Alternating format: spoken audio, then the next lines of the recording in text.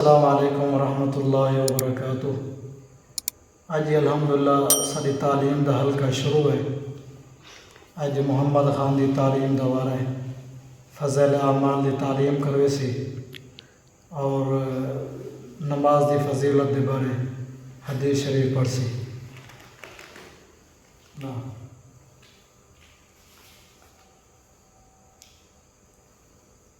بسم اللہ الرحمن الرحیم۔ حضور اکرم صلی اللہ علیہ وسلم کا ارشاد ہے کہ اللہ جل شانہ نے میری امت پر سب چیزوں سے پہلے نماز فرض کی اور قیامت میں سب سے پہلے نماز ہی کا حساب ہوگا۔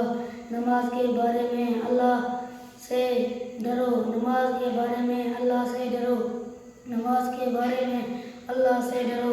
آدمی کے اور شرکات اور مستحبات کی رعایت رکھ کر نماز پڑھے، وہ مومن ہے۔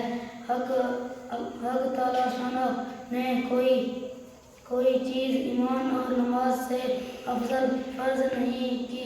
اگر اس سے افضل کسی اور چیز کو فرض کرتے تو فرشتوں کو اس کا حکم دیتے۔ فرشتے دن رات کوئی رکوع میں ہیں، کوئی سجدے میں ہیں۔ نماز دین کا ستون ہے، نماز شیطان کا منہ کالا کرتی ہے، نماز مومن کا نور ہے، نماز افضل جہاد ہے۔